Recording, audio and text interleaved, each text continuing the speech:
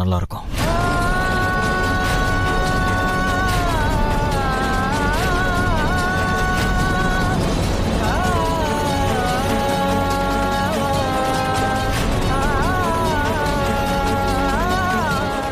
பாட்டி, என்ன மன்னிச்சிருங்க பாட்டின்னா ஆக்சுவலா அந்த அர்த்தத்துல சொல்ல, வேற வழி இல்லாம சொல்லிட்டேன். சீமா, உன்னோட இந்த பிடிவாதத்தை விட்டுடு.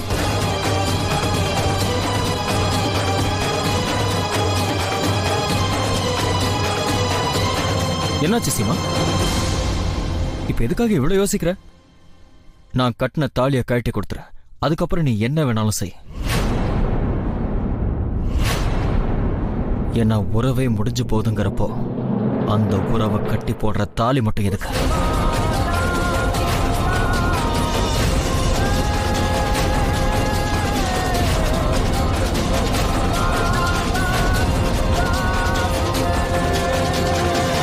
சிவா, எனக்கு தெரியும் உன்னை பொறுத்த வரைக்கும் இந்த தாலிக்கயிறு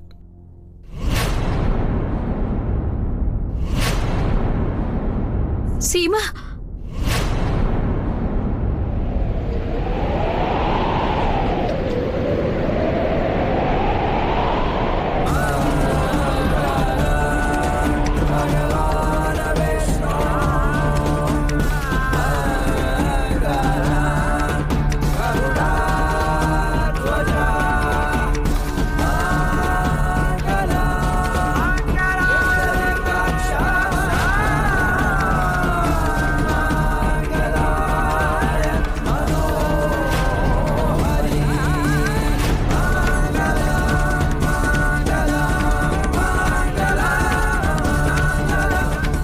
நம்ம எப்போ இதே மாதிரி சந்தோஷமா இருக்கணும்.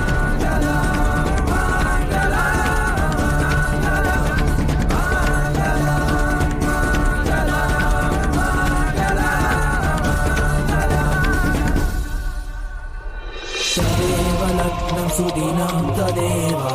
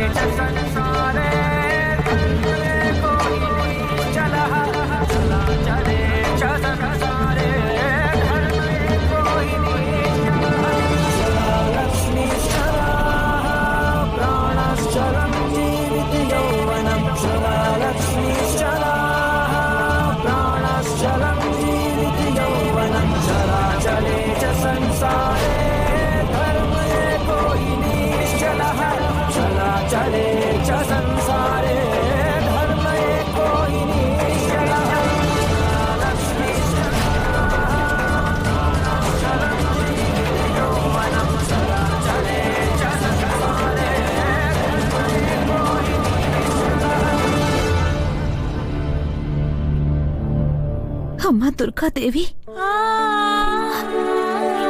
இப்போ நான் எந்த சூழ்நிலையில இப்படி ஒரு முடிவு எடுத்திருக்கேன்னு உங்களுக்கு நல்லாவே தெரியும். நான் இப்போ பண்ண காரியத்தால என் புருஷனுக்கு எந்த ஒரு ஆபத்தும் ஏற்படக்கூடாது.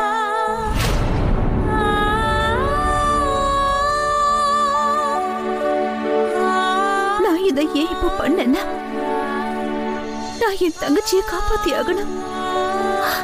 நான் வீட்டுக்கு திரும்ப வந்ததுமே பிரேம் இந்த தாலியை மறுபடியும் என் கழுத்துல கட்டுவாருன்ற நம்பிக்கை எனக்கு இருக்கு.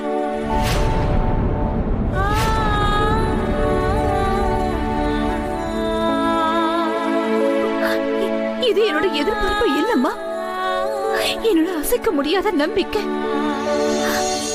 எனக்கு பிரேம் மேலையும் உங்க மேலையும் அசைக்க முடியாத நம்பிக்கை இருக்குமா?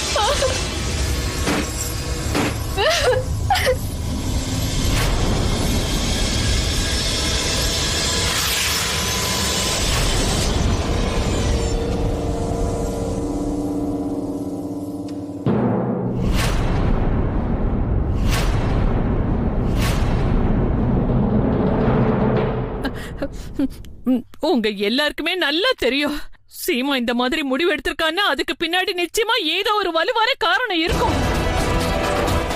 அவ ராஜுவீரோட வீட்டுக்கு தனியா போயிட்டு இருக்கா. எனக்கு என்ன தோணுதுன்னா யாராவது ஒருத்தர் அவ கூட துணையா போங்களே. ஒருவேளை அவ ஏதாவது பிரச்சனையில மாட்டிக்கிட்டா பிரேம். இல்ல பாட்டி, சீமா இப்ப செஞ்சுட்டு இருக்கிறது எல்லாமே சரி அப்படின்னு சொல்லிக்கிட்டு இதுக்கு மேலே அவளுக்காக வக்காலத்து வாங்காதீங்க. இப்ப இது சீமாவை பத்தின விஷயம் இல்ல, இந்த குடும்பத்தோட பாதுகாப்பை பத்தின. நான் கட்டின தாலி அவுத்து கொடுத்துட்டு சீமா தன்னோட முடிவை சொல்லிட்டா. அதனால அவ இஷ்டப்படி என்ன வேணாலும் செய்யட்டும். உன்னால எப்படி அப்படி சொல்ல முடியுது? நீ அவளை அக்னிய சாட்சியா வச்சு கல்யாணம் பண்ணிருக்க, அவளை காப்பாத்துவான்னு வாக்குறுதி கொடுத்திருக்க பிரேம். நீ அவளுக்கு தாலி கட்ட புருஷன். அவ புருஷன் சொல்றது சரிதான். தாலியோட முக்கியத்துவம் என்னங்கறத பத்தி உங்களுக்கும் நல்லா தெரியும் பெரியத்த, எனக்கும் தெரியும். நீங்களும் தானே பாத்தீங்க சீமா எதையும் நினைக்காம எவ்வளவு சுலபமா தாலியை கழட்டி கொடுத்துட்டு போயிட்டா.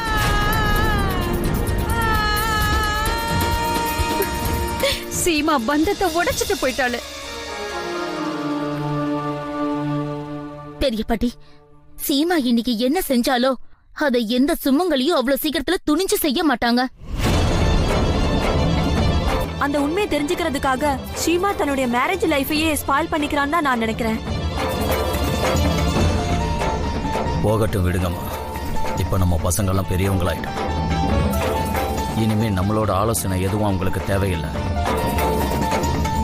அதனால நம்ம மௌனமா இருக்கிறதாமா நல்லது.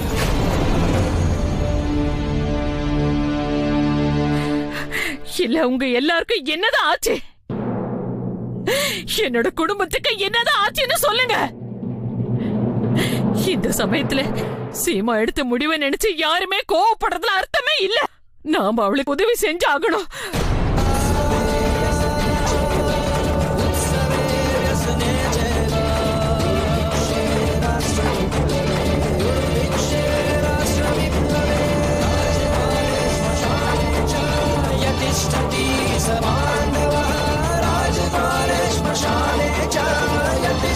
நீங்க எல்லாரும் ஒன்னா சேர்ந்து சீமாவை ஏன் இப்படி பழி வாங்குறீங்க?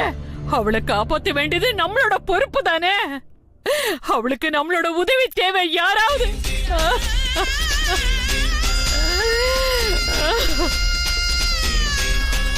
அம்மா என்னம்மா இதெல்லாம்?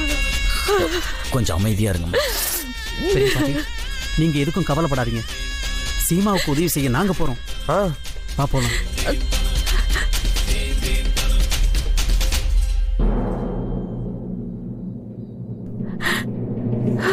அம்மா தாய்,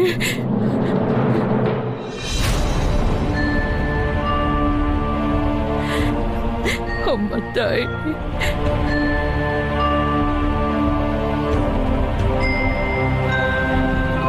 அம்மா தாயே. இப்ப பிரேம் அப்புறம் என் குடும்பம் பூராவும் சீமாவுக்கு எதிரா பேசிக்கிட்டு இருக்காங்க. அவளோட மனசுல இருக்க விஷயத்தை யாருமே புரிஞ்சுக்க மாட்டேங்கிறாங்க. ஆனா எனக்கு என் சீமா மேல முழு நம்பிக்கை இருக்குமா? எனக்கு தெரியும், அவ எப்பவுமே தப்பான காரியத்தை செய்யவே மாட்டா. அப்படி இருக்கும்போது அவ தலை குனிற மாதிரி நீ ஏமா அப்படி ஒரு சந்தர்ப்பத்தை எங்களுக்கு ஏற்படுத்தி கொடுத்த? நீங்க தாம்மா அவளுக்கு எப்படியாவது உதவி பண்ணணும். நீங்க எப்பவும் அவளுக்கு துணையா இருங்க. அவளுக்கு சக்தியை கொடுங்க.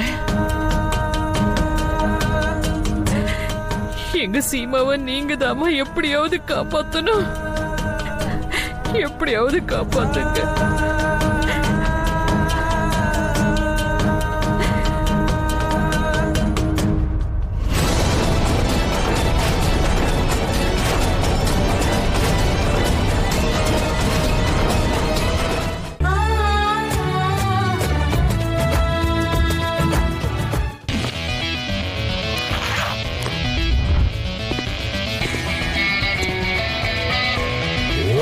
Feel the உற்சாகம்.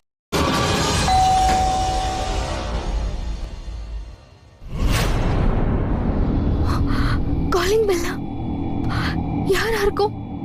ராஜ் வேற இருந்தா காலிங் பெல் அடிக்க மாட்டாரு. வேற யாரா இருக்கும்? கதவை லாக் பண்ணி வச்சிருக்காங்களே.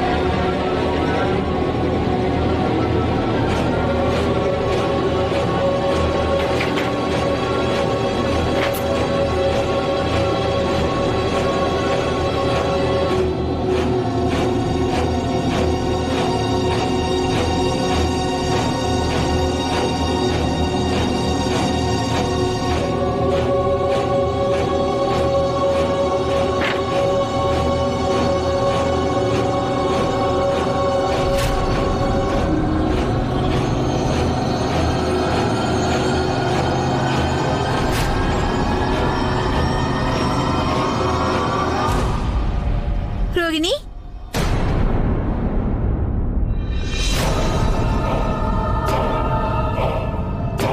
ரோகிணி,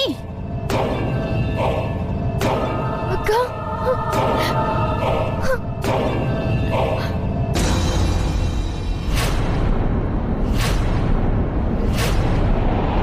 அக்கா, ஒருவேளை நான் இதுக்கப்புறம் உங்களை சந்திக்க முடியாமல போயிடலாம். ரோகிணி, நீ எங்க இருக்க? ரோகிணி, ரோகிணி எங்க இருக்க? ரோகிணி, அக்கா,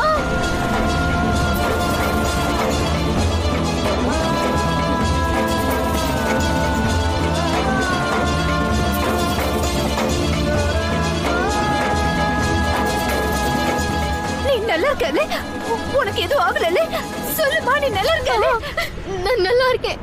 ஆனா அக்கா, நீங்க இங்க எதுக்காக வந்தீங்க? ரோகிணி, அக்கா,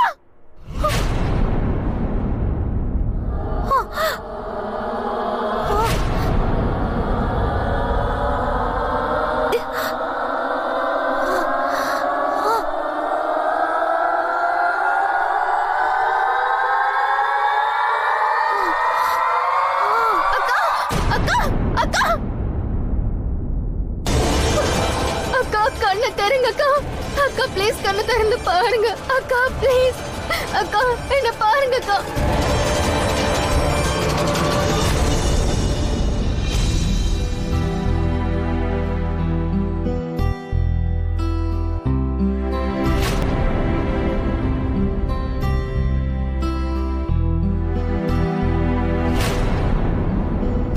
நான் என்ன நினைச்சிட்டு இருந்தேன்னா, நம்ம வாழ்க்கையில உனக்கு என்னோட அன்பு தான் ரொம்ப முக்கியம் நினைச்சிட்டு இருந்தேன். என்ன நடந்தாலும் சரி, எப்போ நீ என்னை விட்டு பிரிஞ்சு போக மாட்டேன்னு நினைச்சேன்.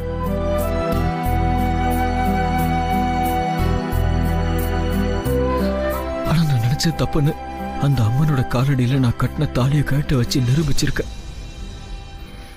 உன் வாழ்க்கையில எனக்கு எந்த முக்கியத்துவமும் இல்லை.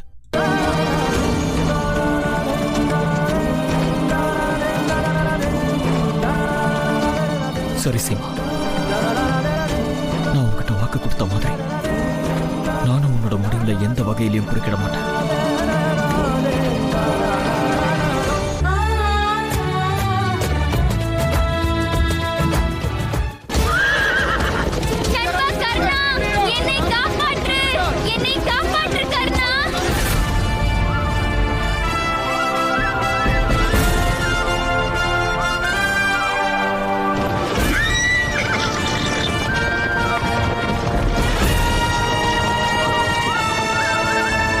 அம்மா எங்க? அப்பா சொல்லுங்கப்பா, அம்மா எங்க போயிருக்காங்க? அஞ்சலி, அம்மா எங்க போயிருக்கான்னு எனக்கு எதுவும் தெரியாது, என்கிட்ட கேட்காத. உன் அம்மாவுக்கு உன் மேலேயும் அக்கறை இல்ல, என் மேலேயும் அக்கறை இல்ல. போ, போய் உன்னோட ஹோம்ஒர்க் எல்லாம் கம்ப்ளீட் பண்ண போ.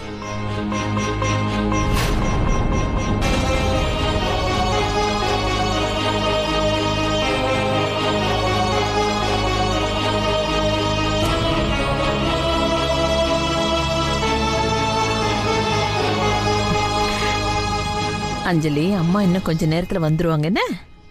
அது வரைக்கும் உமா சித்தி இருக்காங்கல்ல, அவங்க கிட்ட போய் உன்னோட ஹோம்ஒர்க் எல்லாம் முடிச்சிரு. நல்ல பொண்ணு.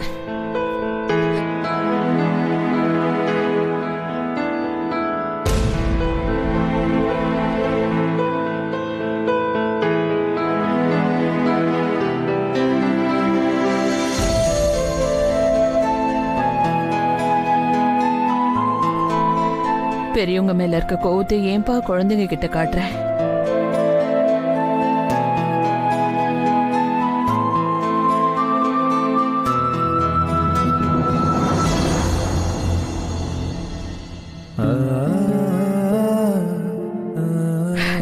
எனக்கு தெரியும், சீமா பண்ண காரியத்தால நீ ரொம்ப மனசுடைஞ்சு போயிருக்க. ஆனா ஏன்பா உங்க ரெண்டு பேரோட உறவு அவ்வளோ பலகீனமானதா? இவ்வளோ சுலபமா அது உடைஞ்சு போயிடுமா? நான் சொல்ல வந்ததுக்கு அர்த்தம் என்னன்னா, அந்த தாலி வெறும் உறவுக்கு அடையாளம் மட்டும்தான். நீ நினைக்கிற மாதிரி அவ்வளோ சீக்கிரமா அந்த உறவு விட்டு போகாது.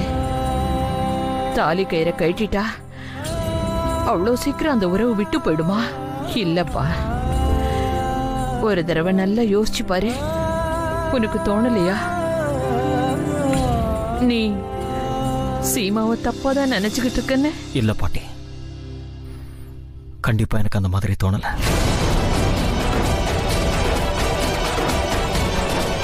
நான் ஒத்துக்கிறேன், ஒரு உறவோட அடித்தளமே நம்பிக்கைங்கிற பேர்ல மட்டும்தான் இருக்கு. ஆனா இன்னொரு விஷயத்தையும் மறந்துடக்கூடாது பாட்டி. ஒரு பொண்ணு கழுத்துல கட்டப்படுற தாலிங்கிறது உறவு, நம்பிக்கைக்கான ஒரு அடையாளம். ஆமாப்பா. இல்ல பாட்டி, சீமாவால நான் ஏற்கனவே என் வாழ்க்கையில நிறைய வேதனைகளை சந்திச்சிருக்கேன். இன்னைக்கு நம்ம கூட சித்தார்த் இல்லாம போனதுக்கு காரணம் என்னை பொறுத்த வரைக்கும் சீமா தான்.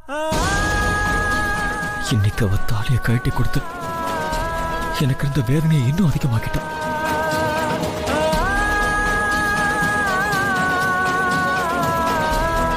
நான் சீமாவை என்னைக்குமே மன்னிக்க மாட்டேன் பாட்டி.